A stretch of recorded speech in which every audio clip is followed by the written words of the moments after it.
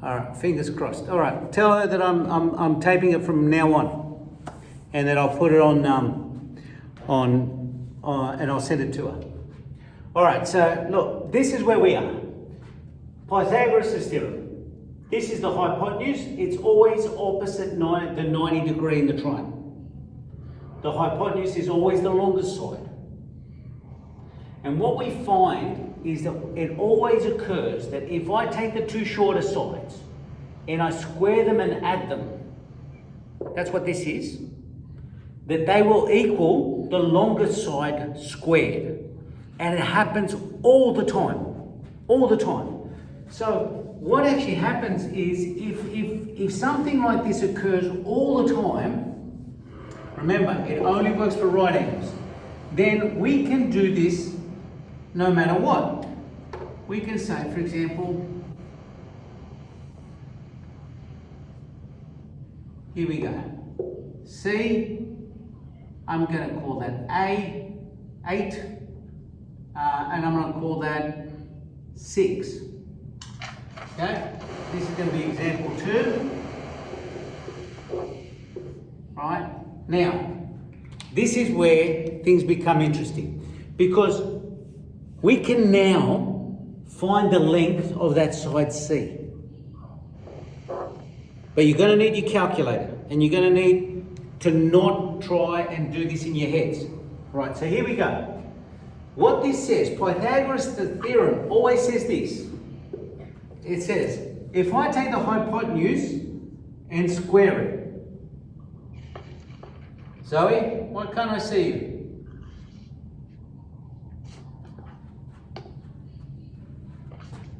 Where is Zoe? Zoe! I'm here. Okay, sorry. Abby, why can't I see you? It's really weird. My camera's not working, so I can't, myself video Okay, isn't working. all right. Good, but you're still there. All right, so that equals the hypotenuse squared equals. Now I have to take the shorter sides, square them, and add them.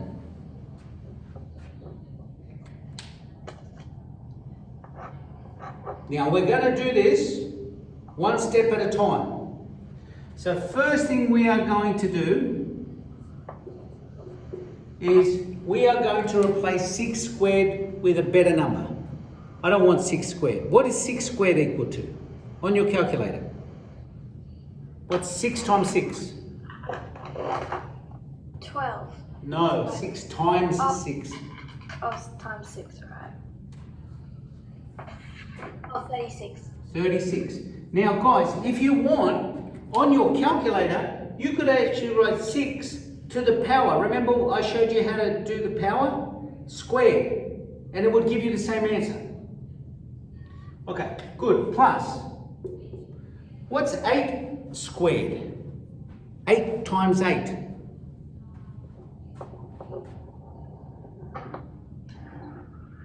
It's 64. 64. Good. So that must mean that C squared is equal to, what's 36 plus 64? 100. Good. Now, here's the part, here's the step where students get a bit wobbly. Because how do I get rid of a square? What's the exact opposite of a square? The opposite of a plus is a minus. The opposite of times is divide. The opposite of a square is a square root. All right. Now, you may or may not have seen this before, but this step here is very important. It looks like this. If I take the square root of this, the square disappears. But that means that I now have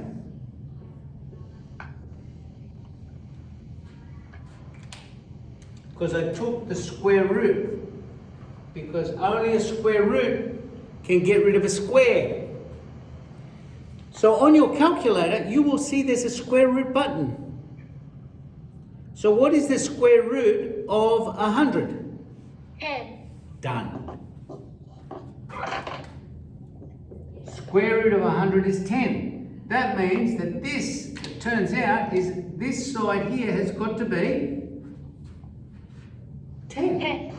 Brilliant. How good's that? So what happens now is, if we have a right angle triangle, if we have the two shorter sides, we can find the hypotenuse. Now I'm going to leave that up there. And it always starts with this, the theorem. Let's try example 3. Now, right? And I'm going to give you a triangle that looks like this. Now it's going to face another direction, but it doesn't matter. Okay?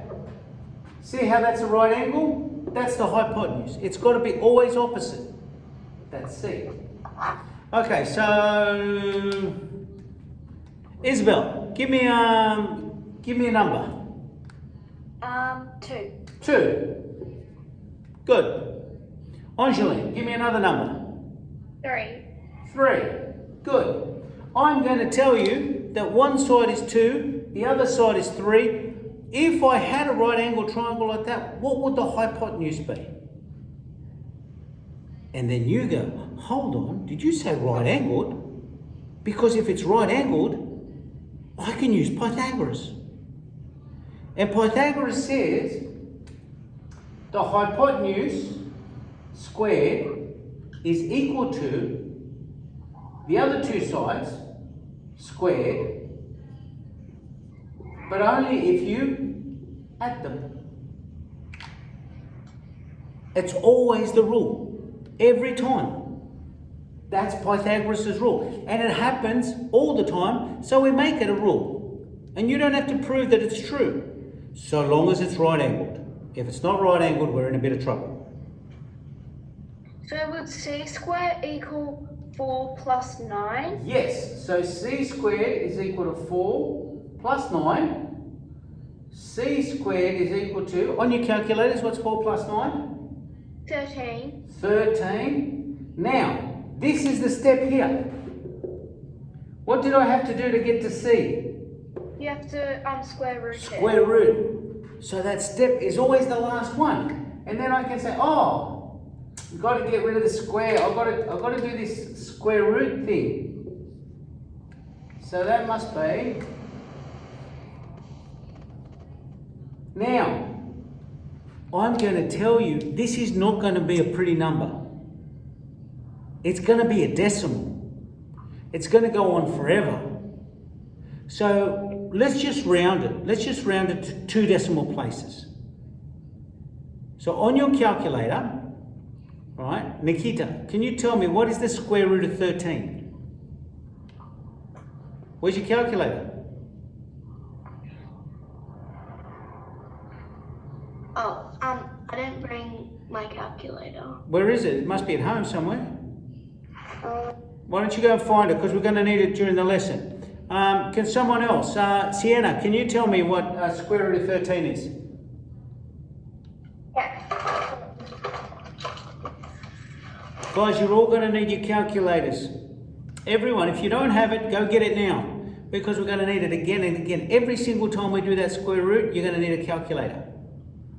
To how many decimal points? 2. 3.60. 3.60. Done. Now, that's an approximation, but still, look at that. We actually found the length of this to 2 decimal places. And we can do it every time. No matter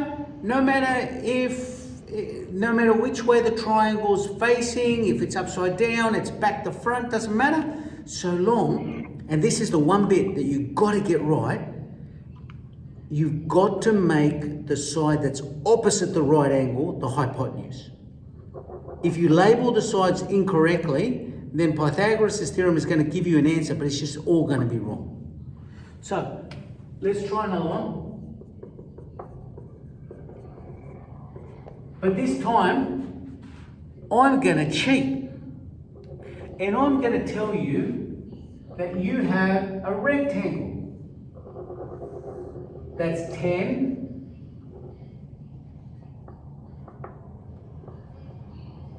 by 5. Is that okay? Now, what I want you to... Yes? Okay, let's go get some water. Yeah, of course, go get some water. Now, what I'm going to ask you is, what is the length of the diagonal?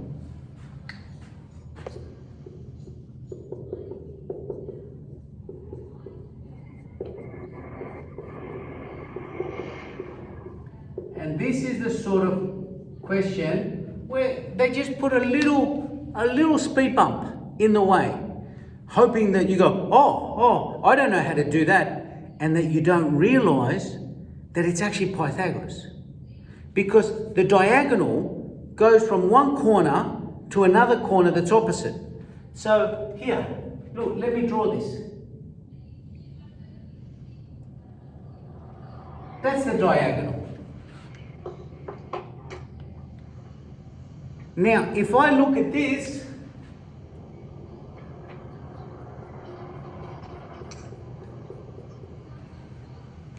what kind of triangle is that? Wait, what type? What type of triangle is it? Right. It's a right-angled triangle. Right triangle. And the side that's opposite the right angle, there, It has got to be the hypotenuse. See, you don't even need this bit here. It's like, who cares? All I really want is I want to know that that's 10, that's 5, and the diagonal is the hypotenuse. So you know what I could do here? I could say, oh, I know the rule. The rule, Pythagoras' rule says that the hypotenuse squared is equal to the other two sides squared and then added. And the minute I set it up like that, then every single step after that is exactly like the others. Notice it starts to become quite simple and repetitive after a while. Could I just write that down? Yeah, absolutely. I'll give you all time to write that down. Divide or plus? There's no divide, they're all plus.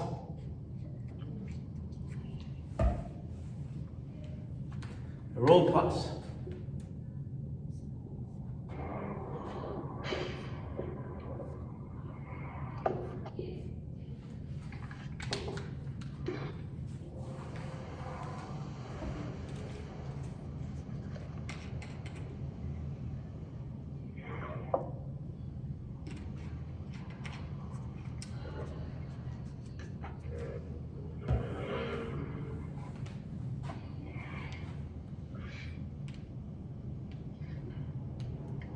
All right, so what is 5 squared? 25. 25. Yeah, good. And 10 squared? 100. So it must be? 125. Yes. Don't forget this. This is the last step, the square root. So if I take the square root, I will get square root of 125. Remember, this step here is to take the square root. What's going to be the answer to two decimal places? Hang on, check. Mm-hmm. It will be 11.18. 11.18. Done. Brilliant. Brilliant. Done. Okay. Good. Now, does anyone have any questions? So this is always about finding the hypotenuse.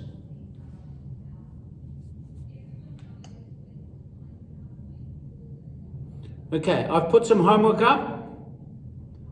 Right? You guys should still be doing the stuff on area and all that, but after that, there's a section on Pythagoras, which we have to do. There's also a section on time that we have to talk about, but I think we'll do that the next lesson. Okay, so unless anyone's got any questions, we're going to finish here.